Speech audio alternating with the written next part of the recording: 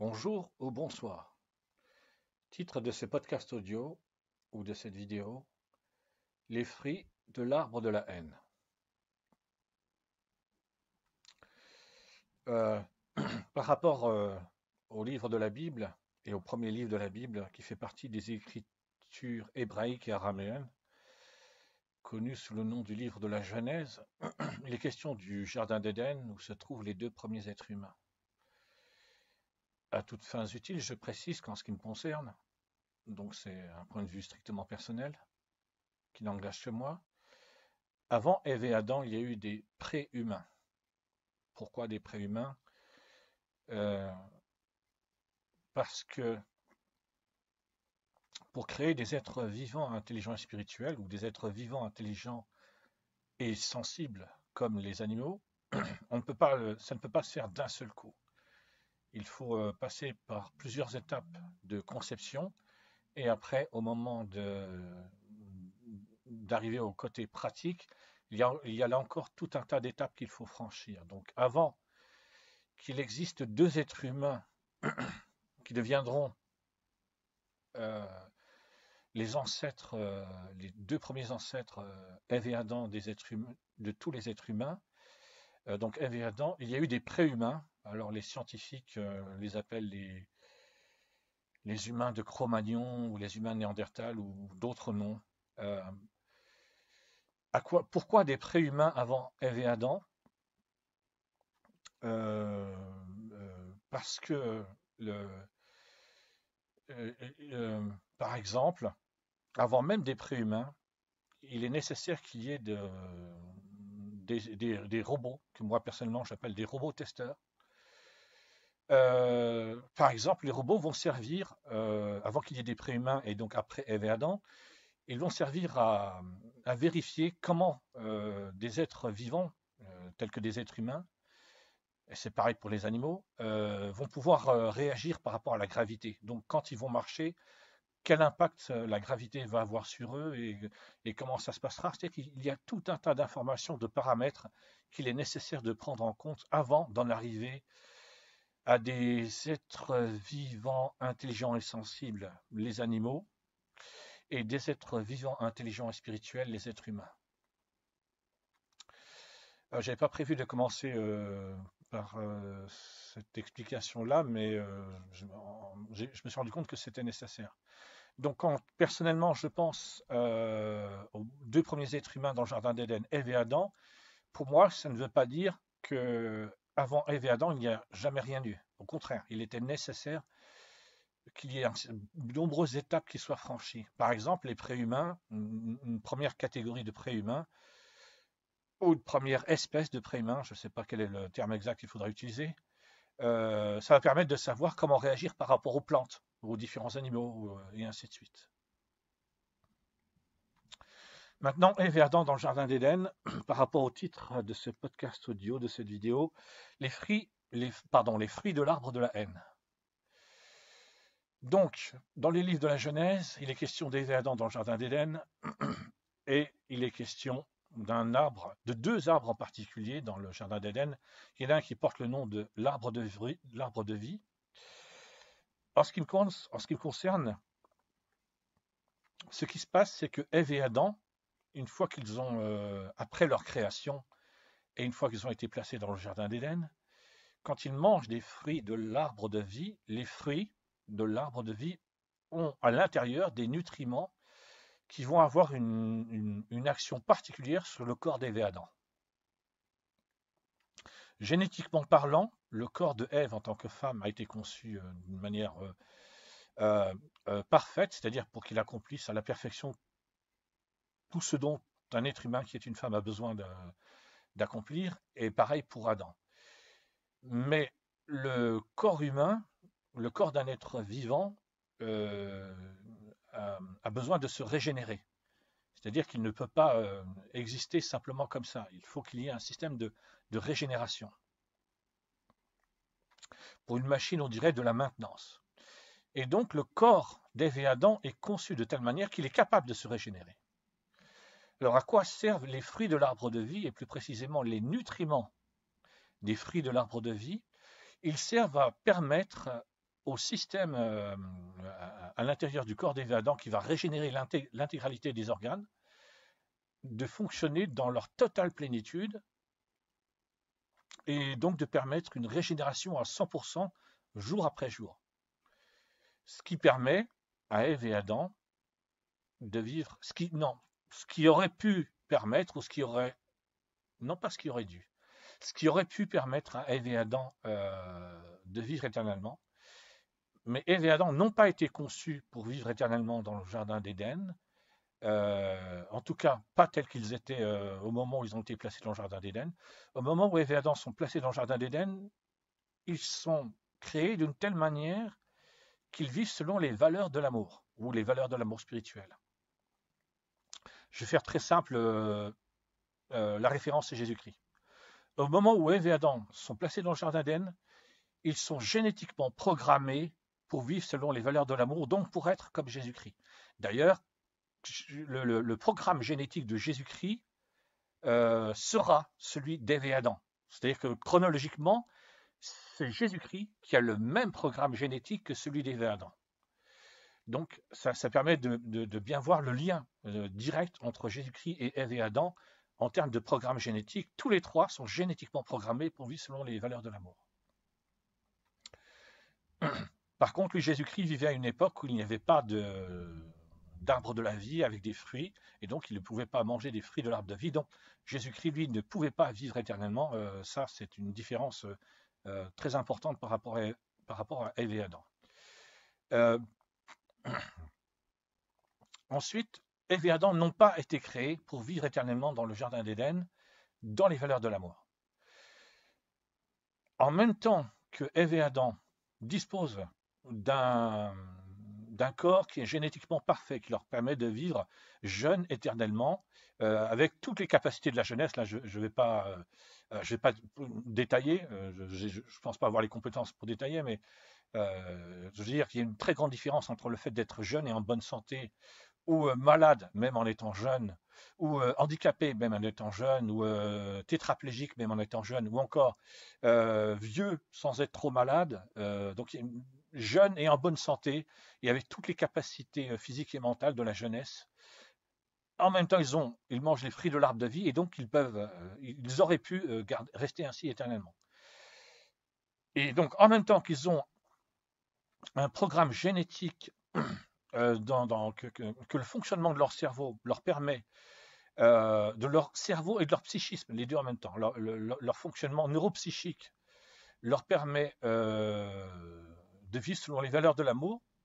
Ève et Adam ont été créés de telle manière qu'ils peuvent,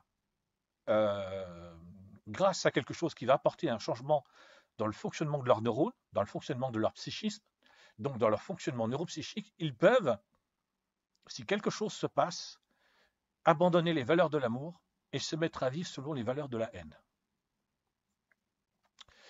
Pour cela, il est nécessaire d'avoir l'arbre de la haine avec les fruits de l'arbre de la haine.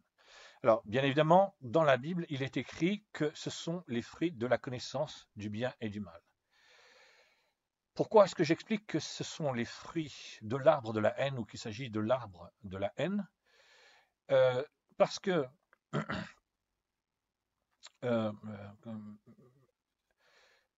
le principe du bien et du mal, ça fait partie intégrante des valeurs de la haine. Les valeurs de l'amour sont différentes. Je crois que c'est féminin, les valeurs, féminin, je crois.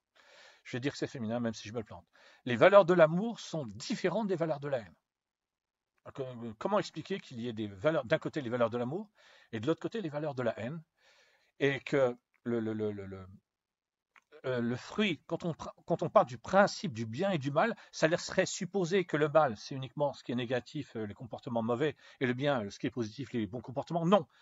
Le principe du bien et du mal, c'est tout un ensemble, et cela fait partie des valeurs de la haine.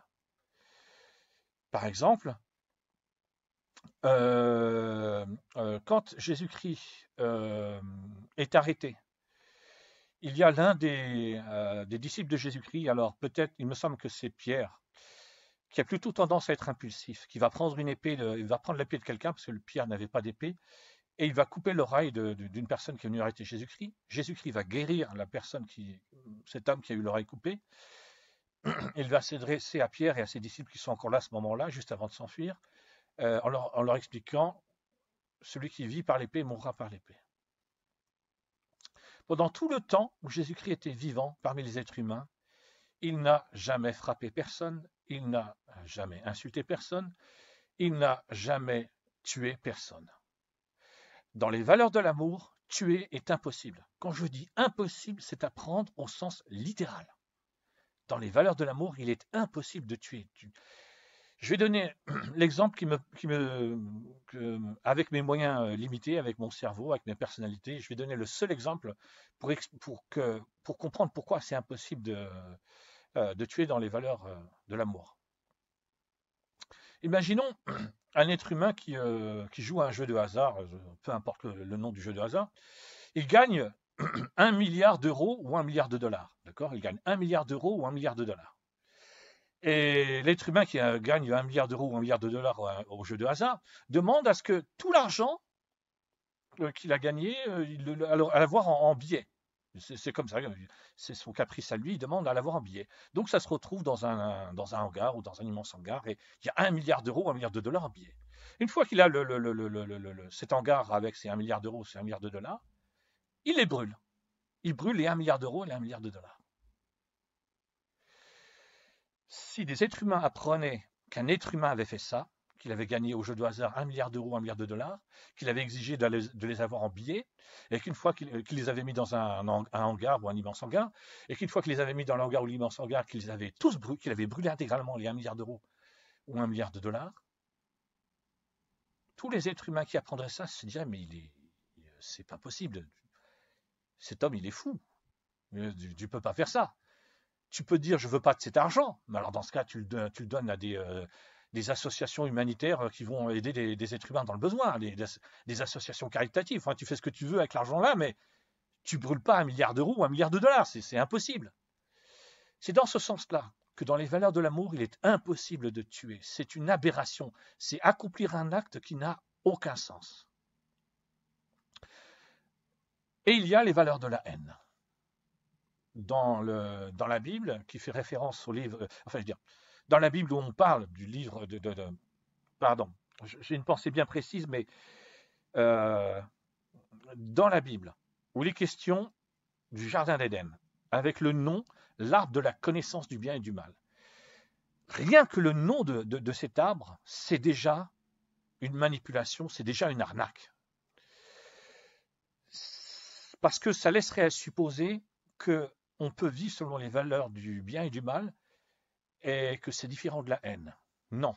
L'intégralité de tout ce qui est concerné par le principe du bien et du mal font partie ou fait partie de la haine et des valeurs de la haine. Dans les valeurs de l'amour, je viens de l'expliquer, il est impossible de tuer. C'est la raison fondamentale pour laquelle je suis sincèrement convaincu qu'au moment d'Armageddon, il est hors de question qu'il y ait une extermination à l'échelle planétaire de plusieurs milliards d'êtres humains. J'ai dit que dans les valeurs de l'amour, il est impossible de tuer. Dans les valeurs de l'amour, il est impossible de torturer. Impossible.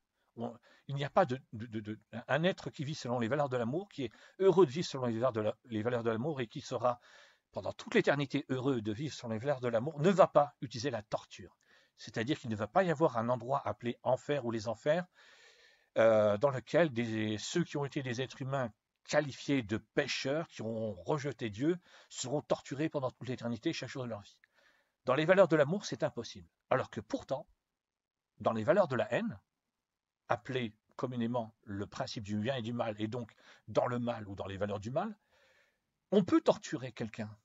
Et on peut expliquer que si tu n'acceptes pas Dieu, tu mérites soit d'être tué, soit d'être exterminé, soit d'être envoyé dans un enfer éternel où chaque jour de ta vie, tu seras torturé pendant toute l'éternité. Ça, ce sont les valeurs de la haine. Dans les valeurs de l'amour, impossible de tuer, impossible de torturer. Ça n'a pas, dans les valeurs de l'amour, tuer n'a aucun sens, torturer n'a aucun sens. Donc, titre de ce podcast audio de cette vidéo, les fruits de l'arbre de la haine. Je parlais d'Ève et Adam quand j'ai commencé. Je reviens à Ève et Adam par rapport aux fruits de l'arbre de la haine. J'ai expliqué que Ève et Adam n'ont pas été placés dans le jardin d'Éden pour y vivre éternellement. C'est une arnaque. Ève et Adam ont été placés dans le jardin d'Éden pour être chassés du jardin d'Éden. Pour être chassés du jardin d'Éden. Et donc, pour que Ève et Adam, une fois placés dans le jardin d'Éden, puissent être chassés du jardin d'Éden, il fallait non pas simplement un arbre qui est appelé l'arbre de vie, parce que, imaginons, c'est pour comprendre le principe, imaginons Ève et Adam sont placés dans le jardin d'Éden, il n'y a pas d'arbre il n'y a pas d'arbre de la haine, il n'y a pas d'arbre avec les valeurs de la haine, appelé dans la Bible l'arbre de la connaissance du bien et du mal. À quel moment Ève et Adam vont être chassés du jardin d'Éden? Jamais. Donc, pour qu'Ève et Adam, donc je répète, Ève et Adam ont été, en ce qui me concerne, Ève et Adam ont spécifiquement été créés pour être provisoirement, temporairement placés dans le jardin d'Éden avant d'être chassés du jardin d'Éden. Et pour pouvoir chasser Ève et Adam du jardin d'Éden, il fallait donc l'arbre de la haine, avec les fruits des valeurs de la haine, ou les fruits de la haine, et il fallait une intervention. Il fallait que quelqu'un intervienne. Alors, dans la Bible, il est expliqué que c'est un serpent. Pour les êtres humains, un serpent, quelqu'un, ça pose problème. Parce que les êtres humains n'ont jamais, enfin je veux dire, une fois chassés du jardin d'Éden, une fois qu'Ève et Adam sont chassés du jardin d'Éden, tous les autres êtres humains n'ont jamais eu affaire à des serpents qui parlent. Littéralement, jamais. C'est-à-dire même quand on fait référence à Moïse, avec tout ce qu'il a pu faire de spectaculaire dans le sens que communément appelé miracle, pareil pour Jésus-Christ, il n'est jamais question d'un serpent qui parle. Il y a un passage de la Bible, je crois, où il est question d'une ânesse, l'ânesse de Balaam qui parle, et dans la Bible on explique que c'est un ange. Alors là, je ne suis pas sûr de moi.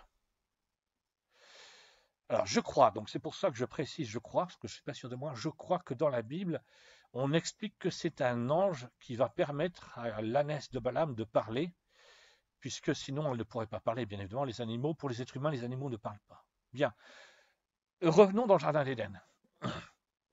Pour pouvoir chasser Ève et Adam du jardin d'Éden, il faut l'arbre de la haine, plus connu sous le nom de l'arbre de la connaissance du bien et du mal, les fruits de l'arbre de la haine, et il faut que quelqu'un intervienne. En l'occurrence, dans la Bible, il est expliqué que c'est un serpent. Alors, je vais donner une interprétation qui m'est tout à fait personnelle, qui n'engage que moi. Il y a d'autres interprétations que j'ai eu l'occasion d'entendre. En ce qui me concerne, Ève et Adam n'ont pas comme ça d'un seul coup débarqué dans le jardin d'Éden. Avant d'être placés dans le jardin d'Éden pour y vivre, Ève et Adam ont d'abord vécu dans un endroit, je vais faire simple, je vais dire que c'est une maison. À quoi ça ressemble exactement, pas évident à dire, mais c'est une maison. C'est une maison dans laquelle Ève et Adam vont pouvoir apprendre tout un tas de connaissances, parce que Ève et Adam ne vont pas être, entre guillemets, jetés à l'eau ou jetés dans l'arène comme ça, sans préalable. Sans aucune préparation, c'est ça que je pensais. Donc avant d'être placé dans le jardin d'Éden et pour y vivre littéralement, réellement, Ève et Adam étaient dans un endroit comme une maison, qu'on peut appeler une maison, et dans cette maison, ils étaient en contact. Alors, ils pouvaient être en contact avec des êtres célestes, donc ça pourrait être dans le langage biblique des anges. Ils pourraient être en contact avec des robots. Peu importe, c'est pas ça l'important. L'important, c'est que Ève et Adam il était nécessaire qu'Ève et Adam aient une préparation à ce qu'ils allaient vivre. Non, pas à ce qu'ils allaient vivre. Qu'ils aient une préparation avant d'aller vivre dans le jardin d'Éden. Voilà. Ils n'ont pas été largués comme ça d'un coup dans le jardin d'Éden sans rien comprendre, sans rien savoir, parce que imaginons que Ève et Adam soient largués comme ça dans le jardin d'Éden sans rien savoir, sans rien comprendre. Ben, leur première réaction, c'est de dire, mais où est-ce que je suis? Qu'est-ce que je fais? Qui suis-je? Pourquoi je suis là? Comme n'importe quel être vivant, un être humain qui, je ne sais pas moi, il s'endort, il s'endort dans son lit, puis quand il reprend conscience, il est dans un endroit totalement différent, qu'il ne connaît pas du tout. Ben, la première réaction, c'est de dire, mais qu'est-ce qui se passe? Où est-ce que je suis? Qu'est-ce qui m'est arrivé? C'est pas du tout ce qui est expliqué à propos d'Ève et Adam dans le Jardin d'Éden. À aucun moment on explique qu'ils ont été totalement surpris, qu'ils ont posé des questions, qu'ils ont cherché à savoir, qu'ils ont demandé. Voilà. Bon. Donc tout ça a été mis en place avant que Ève et Adam ne soient placés dans le Jardin d'Éden, dans une sorte de maison. Je dis dans une sorte de maison parce que je ne sais pas précisément à quoi ça ressemble. Moi, je vois ça comme une sorte de maison. Et ils ont pu apprendre tout un tas de connaissances. Et dans cet endroit, Ève et Adam ont été confrontés à ce que j'appelle des animoïdes. Des animoïdes, ce sont des robots animaux. Et parmi les robots animaux, il y avait un serpent animoïde ou un serpentoïde, ce qui fait que quand plus tard, Ève sera confrontée à un serpent qui parle, Ève, elle ne sera pas surprise. Elle ne sera pas du tout surprise de voir un serpent qui parle. Elle ne va pas se méfier, elle ne va pas se dire mais qui es-tu, comment fais-tu pour parler? Parce que dans la Bible, en dehors du serpent qui se trouve dans l'arbre de la haine, l'arbre dans la Bible littéralement appelé l'arbre de la connaissance du bien et du mal, aucun animal ne parle. Absolument aucun animal ne parle. C'est bien pour ça que quand Adam commence à s'intéresser à toute la vie dans le Jardin d'Éden, il se sent seul. Il se sent seul parce qu'il ne peut pas parler avec d'autres animaux.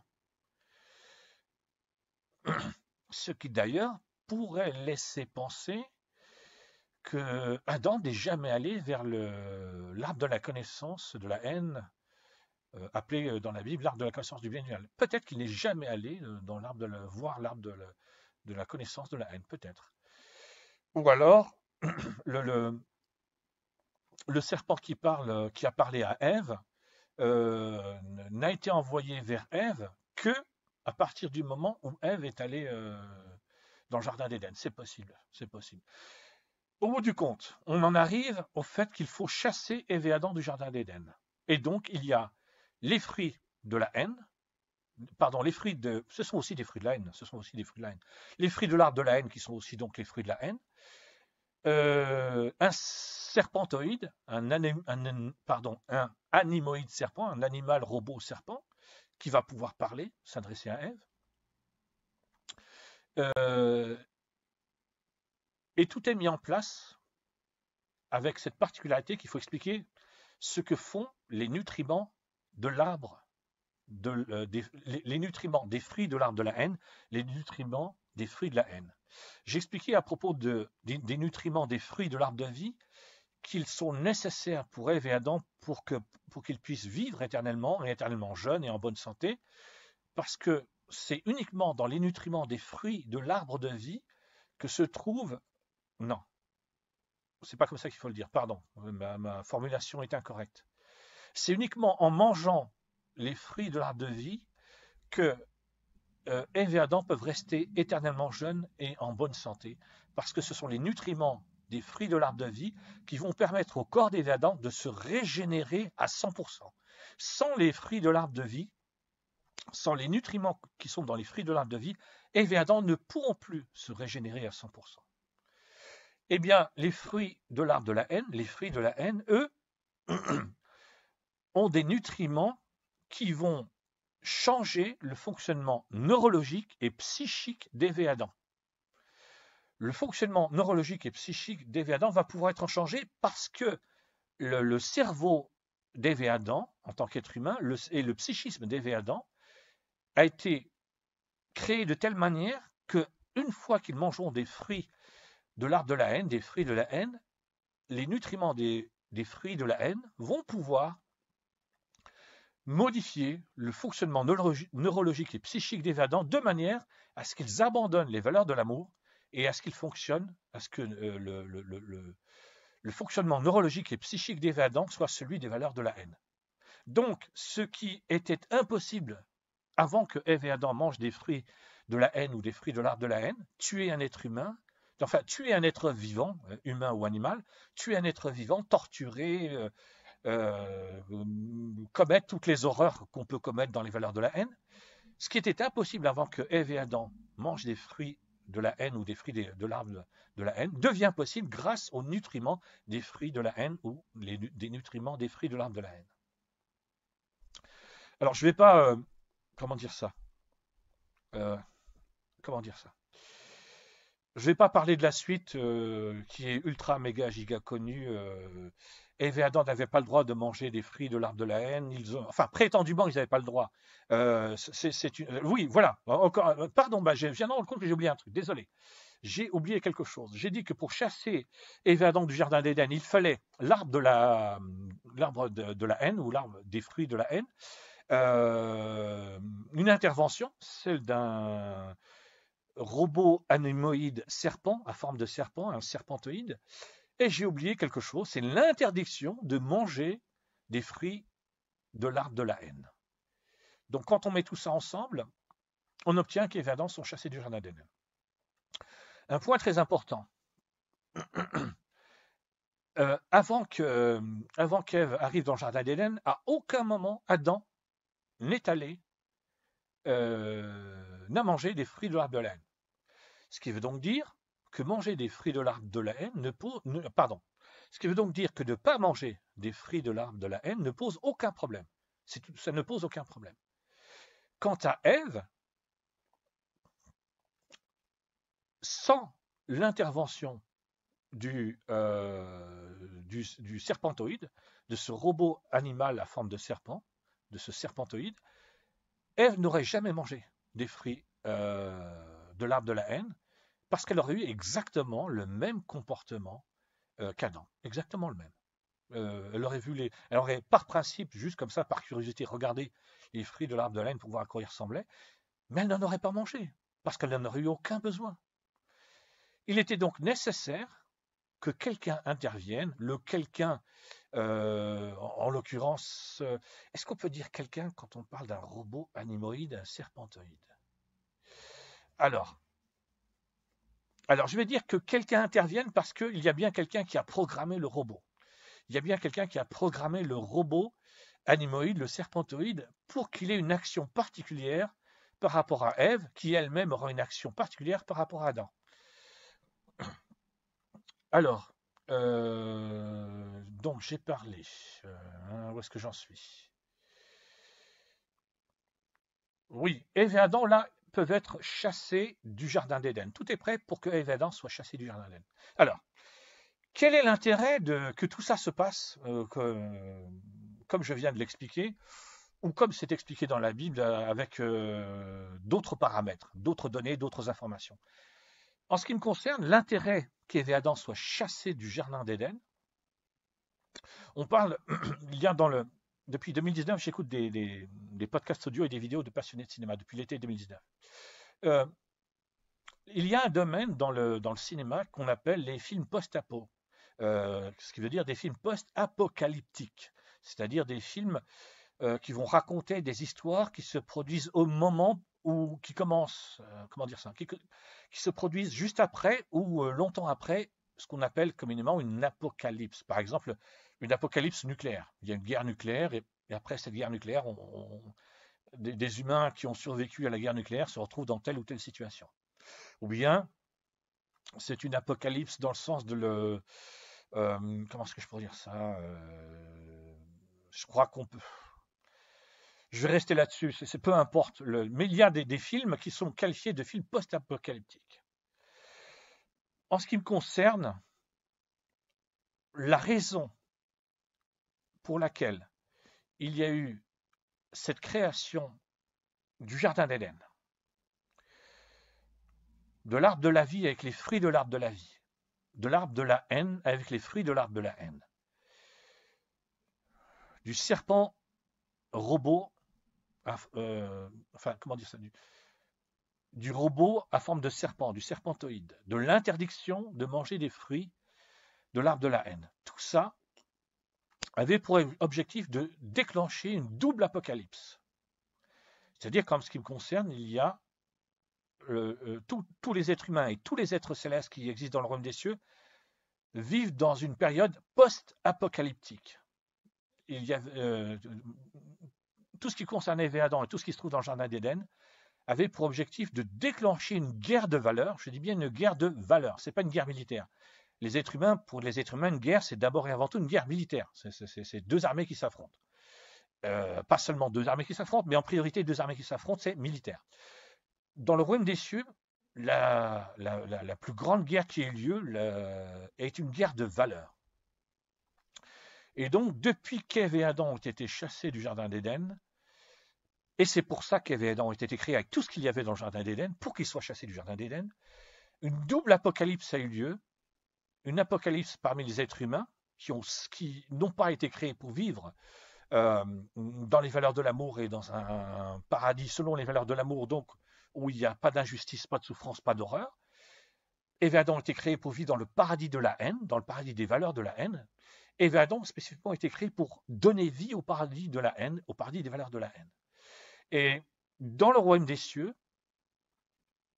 celui qui était le numéro 3 du royaume des cieux au moment où Ève et Adam ont été chassés du Jardin d'Éden, a utilisé ce qui s'est passé dans le Jardin d'Éden pour déclencher une guerre dans le royaume des cieux, pour provoquer une véritable apocalypse, parce que ce qui est évident pour les êtres humains, la haine et les valeurs de la haine, est totalement inconnu dans le royaume des cieux à ce moment-là. Dans le royaume des cieux à ce moment-là, personne ne sait ce que c'est que les valeurs de la haine, excepté, je suis obligé d'être plus précis. J'ai déjà dit une première fois, personne ne sait ce que c'est que les valeurs de la haine, mais je suis obligé d'être plus précis. Personne ne sait ce que c'est que les valeurs de la haine, excepté l'être céleste qui a abandonné les valeurs de l'amour, s'est créé un nouveau corps, a transféré sa personnalité dans son nouveau corps, a créé lui-même les valeurs de la haine. Il avait, à ce moment-là, au moment où Ève et Adam ont été chassés du Jardin d'Éden, il a déclenché une guerre de valeurs dans le royaume des cieux. Il avait des partisanes à ses côtés. Et donc, excepté, il a changé aussi son nom. Il a changé de corps, il a transféré sa personnalité dans son nouveau corps. Il s'est créé de nouvelles valeurs, les valeurs de la haine au lieu des valeurs de l'amour. Et il a changé son nom. Avant, il s'appelait Concepteur le Créateur, et il s'est donné comme nom Cœur de haine. Donc Cœur de haine et ses partisanes, les partisanes de la haine, ont déclenché une guerre de valeurs dans l'homme des cieux, une guerre où ce sont les valeurs de la haine qui vont combattre les valeurs de l'amour, avec pour objectif que Cœur de haine va devenir le nouveau roi du royaume des cieux et prendre le pouvoir dans le royaume des cieux. Donc une double apocalypse, une apocalypse pour les êtres humains, parce que depuis qu'Ève et Adam sont chassés du Jardin d'Éden, les êtres humains vivent dans le paradis de la haine, ils sont dans un monde post-apocalyptique qui suit le moment où Ève et Adam sont chassés du Jardin d'Éden parce qu'ils ne vivent plus dans les valeurs de l'amour, ils vivent dans les valeurs de la haine. Dans le royaume des cieux, il y a une guerre de valeurs qui sera déclenchée en même temps, au même moment où Ève et Adam sont chassés du Jardin d'Éden.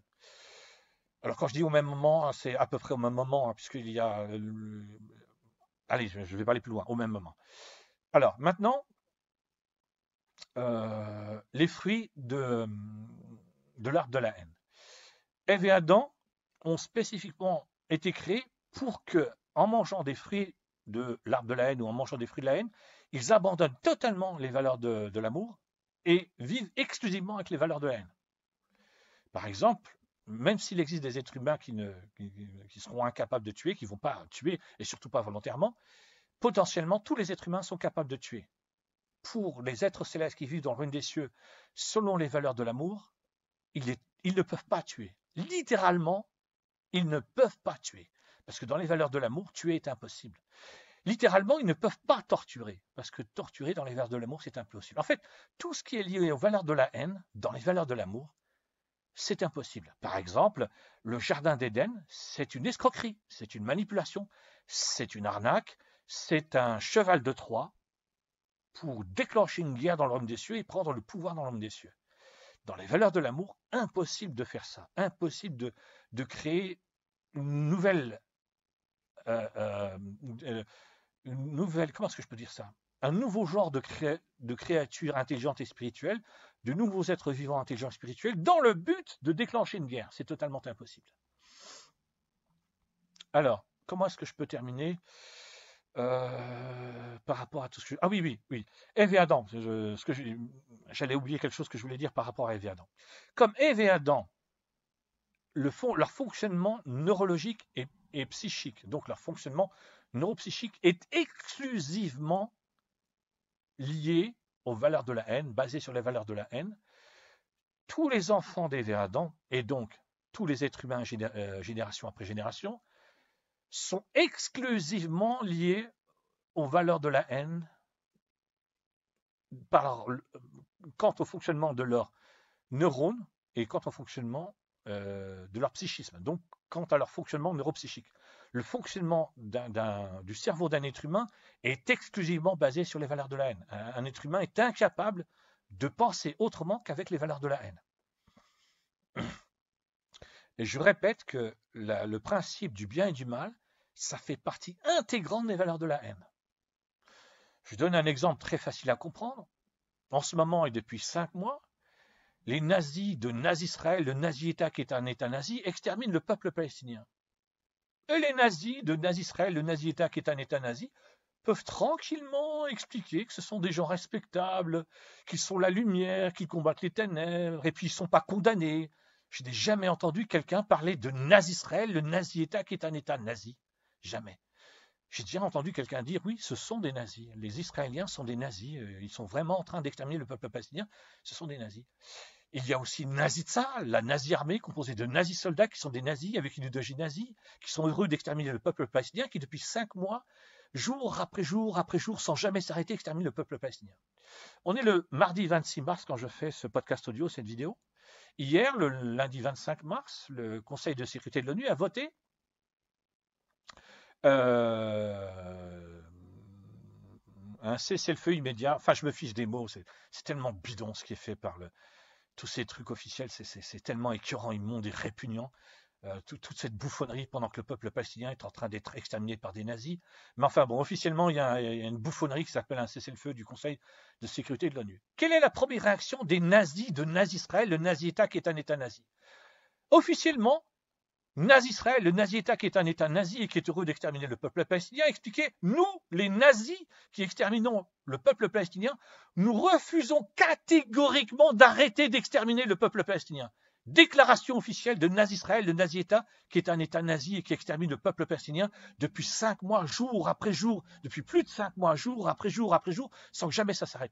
Les nazis qui exterminent le peuple palestinien ont hurlé de toute la force de leurs poumons, nous les nazis qui exterminons le peuple palestinien, nous refusons catégoriquement d'arrêter d'exterminer le peuple palestinien, et donc nous allons continuer à exterminer le peuple palestinien, car nous les nazis qui exterminons le peuple palestinien, nous continuerons d'exterminer le peuple palestinien jusqu'à ce que nous ayons atteint l'objectif, voler la terre des Palestiniens. Tant que les Palestiniens n'accepteront pas qu'on leur vole leur terre, on continuera de les exterminer. C'est ça le principe du bien et du mal, dont j'explique que cela fait partie intégrante des valeurs de la haine. Les nazis qui exterminent le peuple palestinien, qui sont heureux d'exterminer le peuple palestinien, après qu'un vote ait eu lieu officiellement au Conseil de sécurité de l'ONU pour dire cessez-le-feu immédiat, les nazis qui exterminent le peuple palestinien s'expriment publiquement en disant, font une déclaration à toute l'humanité en disant, nous les nazis qui exterminons le peuple palestinien, nous refusons catégoriquement d'arrêter d'exterminer le peuple palestinien. Et nous, les nazis qui exterminons le peuple palestinien, nous n'arrêterons d'exterminer le peuple palestinien que lorsque nous aurons volé toutes les terres des Palestiniens. Lorsque toutes les terres des Palestiniens nous appartiendront et que nous aurons chassé les Palestiniens de leurs terres, à ce moment-là, parce qu'on aura eu ce qu'on voulait, exterminer le peuple palestinien pour leur voler leurs terres, à ce moment-là, et seulement à ce moment-là, nous, les nazis qui exterminons le peuple palestinien, nous arrêterons.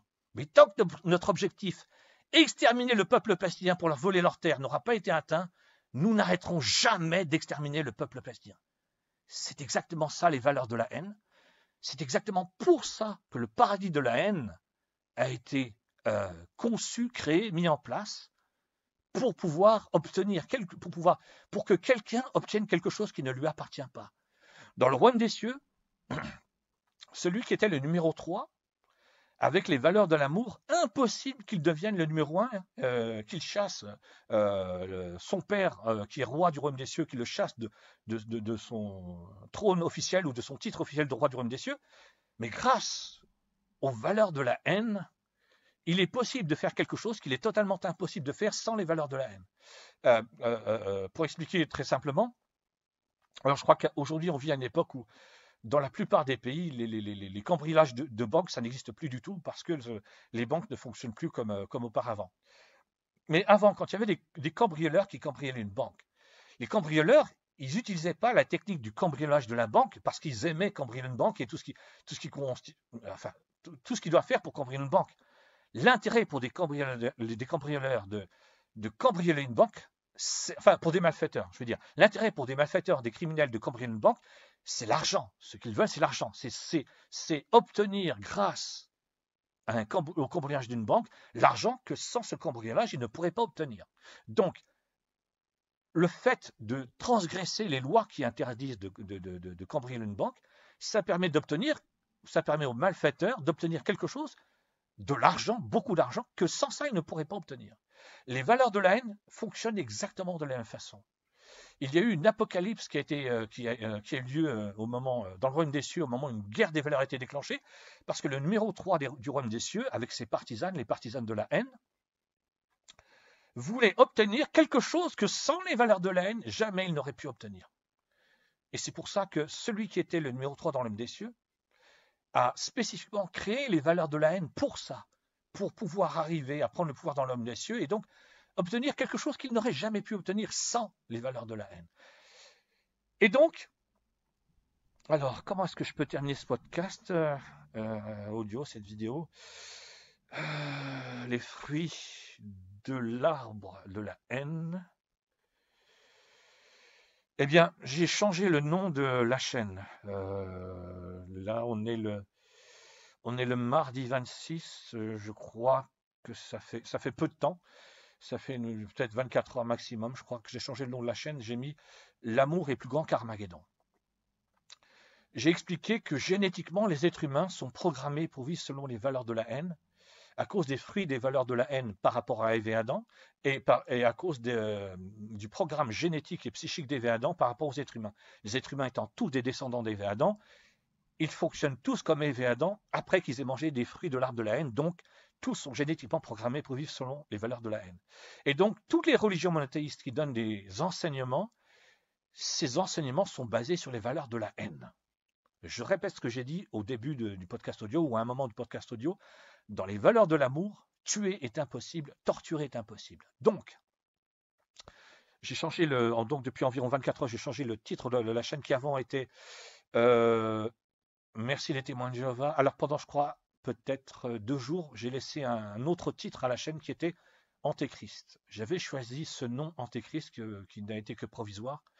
Je l'ai changé rapidement après, parce que j'étais tellement écœuré d'entendre de voir qu'il y a tellement de nazis chrétiens qui soutiennent le génocide des Palestiniens que j'en ai eu marre. J'en ai eu marre de ça. J'ai mis Antéchrist. Mais après coup, je me suis rendu compte que le fait que j'en ai marre ne voulait pas dire qu'il fallait que je donne ce nom à ma chaîne. Et donc, j'ai changé pour L'amour est plus grand qu'Armageddon. Donc toutes les religions monothéistes expliquent que viendra le moment du jugement de Dieu et ainsi de suite et ainsi de suite. Et donc, mais c'est basé sur et qu'il va y avoir des milliards d'êtres humains qui vont être exterminés si on suit, par exemple, par rapport aux témoins de Jéhovah. L'enseignement des témoins de Jéhovah, c'est qu'il va y avoir quelques dizaines de millions d'êtres humains qui seront sauvés parce qu'ils seront soit eux-mêmes témoins de Jéhovah ou en passe de devenir témoins de Jéhovah ou potentiellement pouvant devenir témoins de Jéhovah. Et 8 milliards d'êtres humains seront exterminés. Mais pour les autres, il y aura les chrétiens qui vont être sauvés et tous les autres qui vont être envoyés dans un enfer éternel, torturés éternellement. Enfin, ce sont les valeurs de la haine. Ce sont les valeurs de la haine. C'est pas le principe du bien et du mal fait partie intégrante des valeurs de la haine. Dans les valeurs de l'amour, et c'est pour ça que je faisais référence à Jésus-Christ, pendant tout le temps où Jésus-Christ a été parmi les êtres humains, il n'a jamais tué personne. Jamais. Il n'a jamais frappé personne. Jamais. Et donc des enseignants qui vivent selon les valeurs de la haine et qui enseignent selon les valeurs de la haine pourraient reprendre des enseignements de Jésus-Christ ou des enseignements écrits dans la Bible et expliquer, oui, dans la Bible il est écrit ceci, donc cela justifie. Non, non, non et non. Le paradis de la haine a commencé après qu'Ève et Adam aient été chassés du jardin d'Éden. Et il existe toujours. Et les êtres humains sont toujours génétiquement programmés pour vivre selon les valeurs de la haine. Donc, tout ce qui est lié au paradis de la haine et au programme génétique des êtres humains, les valeurs de la haine, va toujours aller dans le même sens. Le fait que Jésus-Christ soit venu parmi les êtres humains il y a 2000 ans n'a absolument rien changé à ça. Jésus-Christ, quand il a guéri des aveugles, des boiteux, des tétraplégiques, ressuscité trois êtres humains, une jeune fille de 12 ans, un jeune homme et son ami Lazare, ça s'est arrêté à ces trois êtres humains. Donc, l'objectif à atteindre au moment d'Armageddon, c'est surtout pas celui de Cœur de haine. C'est Cœur de haine qui est le créateur du paradis de la haine. C'est Cœur de haine qui est le créateur des êtres humains avec Ève et Adam qui ont spécifiquement été créés pour rester provisoirement dans le jardin d'Éden, être chassés du jardin d'Éden pour créer, donner vie au paradis de la haine en vivant selon les valeurs de la haine. Parce que ça lui permettait, dans le royaume des cieux, d'utiliser Ève et Adam comme un cheval de Troie et déclencher une guerre de valeurs dans le royaume des cieux. Donc ce que Cœur de haine veut, quand les religions monothéistes parlent de toutes les horreurs, toutes les destructions à venir au moment du jugement de Dieu et pour toute l'éternité, ce sont les valeurs de la haine. Ça vient du cerveau de Cœur de haine qui a déclenché une guerre dans le royaume des cieux pour prendre le pouvoir. Ça ne vient pas de la reine du royaume des cieux et du roi du royaume des cieux, surtout que ça ne vient pas de l'être originel, le roi du royaume des cieux, le seul qui n'a jamais eu de commencement et qui a vécu dans le néant pendant un temps qu'on ne peut pas définir, parce que avant qu'il ne se mette à créer son propre univers et ses propres galaxies, ses propres systèmes solaires et sa propre planète pour y vivre, le temps n'existait pas. Donc, les êtres humains, pour l'instant, tous les enseignements des êtres humains sont pour l'instant liés aux valeurs de la haine. Et donc, les valeurs de la haine justifient le pire. Et ce qu'il y a de plus écœurant, de plus immonde et de plus répugnant dans ce principe que les valeurs de la haine justifient le pire, c'est que le pire est justifié selon le principe le plus débile qu'on puisse donner. Si tu ne fais pas partie de tel groupe, donc en l'occurrence, ça peut être un groupe religieux ou un pays ou peu importe, le pire est justifié pour toi. On peut te torturer, te violer, te massacrer, t'exterminer, te génocider, parce que tu ne fais pas partie de... C'est complètement débile. Mais justement, les valeurs de la haine sont faites pour ça. Les valeurs de la haine sont faites pour obtenir par la force, par la violence, par la haine, par la torture, par le massacre, par l'extermination, par le génocide, par le... Comment ça s'appelle? J'ai une idée bien précise, j'arrive pas à la... Par l'accumulation de toutes les horreurs, à la fois les unes après les autres, mais aussi dans le temps. Voilà, c'est ça que je cherchais. C'est ce principe-là que je cherchais. L'accumulation dans le temps. Le fait de répéter encore et encore et encore et encore. C'est-à-dire, il y a un... Je crois que c'est l'un des deux fondateurs de l'association Médecins sans frontières. Alors, j'espère que je ne dis pas de bêtises. Qui s'appelle Ronnie Broman, qui est juif, qui a donné un certain nombre d'explications, et aussi par rapport qu'il est juif, il a donné ses explications, et qui disait Israël, alors moi je ne dis pas Israël, mais bon, comme je reprends les termes de Ronnie Broman, je vais dire Israël. Ronnie Broman expliquait Israël et utilise le principe suivant: on va frapper les Palestiniens tellement fort qu'ils vont être obligés de céder, ils vont partir et on pourra leur voler leur terre. Et que c'est toujours Ronnie Broman qui explique, et si on échoue, ça veut dire qu'on n'a pas frappé assez fort. Il faut qu'on frappe les Palestiniens encore plus fort. Et si on échoue une deuxième fois, c'est pas grave. On recommence, on frappe les Palestiniens encore plus fort. Et on n'arrête jamais jusqu'à ce que les Palestiniens abandonnent leur terre et qu'on puisse leur voler. Donc, c'est ça les valeurs de la haine. Ça veut dire que tu mets en œuvre le pire du pire du pire du pire du pire de tout ce qu'il est possible de faire pour atteindre ton objectif. Et là, je ne parle plus de Ronnie Broman, j'utilise mon propre langage. Et Nazi Israël, le nazi-État qui est un État nazi, extermine le peuple palestinien en utilisant le pire du pire du pire de tout ce qu'il est possible de faire. J'ai entendu parler de 10 000 enfants palestiniens qui ont été amputés sans anesthésie. Amputés sans anesthésie. Ça veut dire que c'est l'horreur absolue. Ça veut dire que je sais même pas comment ça se passe, puisque comme tu es amputé sans anesthésie, tu souffres horriblement pendant que tu es amputé. Mais après avoir été amputé, puisqu'il n'y a rien pour t'anesthésier, ben la douleur, elle est toujours là. Et donc j'ai entendu des personnes qui expliquaient que les nazis israéliens de Nazi Israël, de Nazi État, faisaient tout ça exprès pour dégoûter toutes les femmes palestiniennes, tous les hommes palestiniens, pour qu'ils abandonnent la Palestine, leur territoire palestinien, et pour qu'enfin les nazis de Nazi Israël, le Nazi État, qui est un État nazi, pour qu'enfin les nazis israéliens puissent voler la terre des Palestiniens parce qu'ils auront abandonné leur terre, tellement les nazis israéliens auront frappé le peuple palestinien, les enfants palestiniens, les femmes palestiniennes, les hommes palestiniens, les bébés palestiniens, avec une telle violence qu'ils auront fini par abandonner leur terre. C'est ça, les valeurs de la haine. Et moi, je suis tout seul. Je suis tout seul à parler des nazis israéliens, de Nazi Israël, le Nazi État qui est un État nazi. Ronnie Broman, il parle d'Israël et il ne condamne pas Israël. Ronnie Broman, il explique ce qui se passe. Mais je ne l'ai jamais entendu condamner Israël. Jamais. Je n'ai jamais entendu Ronnie Broman condamner Nazi Tzahal, la nazi armée, composée de nazis soldats qui sont des nazis, avec une idéologie nazie qui n'existe que dans le nazisme, et qui sont heureux d'exterminer le peuple palestinien. D'ailleurs, j'ai jamais entendu qui que ce soit qui lui fait des reproches. Une fois, j'ai entendu quelqu'un dire « ce sont des nazis », ça s'est arrêté là.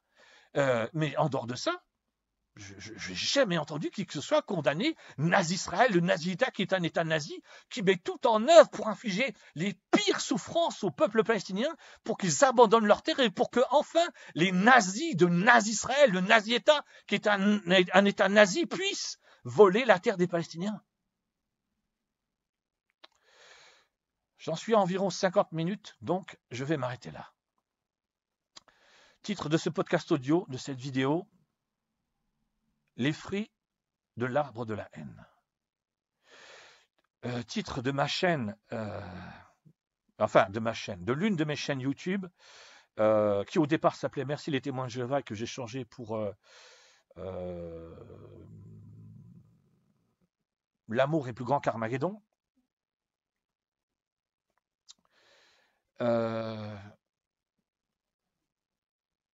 Se fier au principe du bien et du mal, c'est se fier aux valeurs de la haine. Accepter les valeurs de la haine, c'est accepter qu'un groupe d'êtres humains qui prétend être élu est censé pouvoir bénéficier de quelque chose pendant que tous les autres n'en bénéficient pas, et que ce groupe d'êtres humains qui prétend être élu va... Parce que c'est ce qui s'est... je précise ça avant d'arrêter le podcast audio, la vidéo. Dans le royaume des cieux, Cœur de haine et ses partisanes, lorsqu'ils ont déclaré une guerre de valeur dans le royaume des cieux et donc déclenché une véritable apocalypse dans le royaume des cieux, et donc après ça a commencé une période, une ère post-apocalyptique dans le royaume des cieux.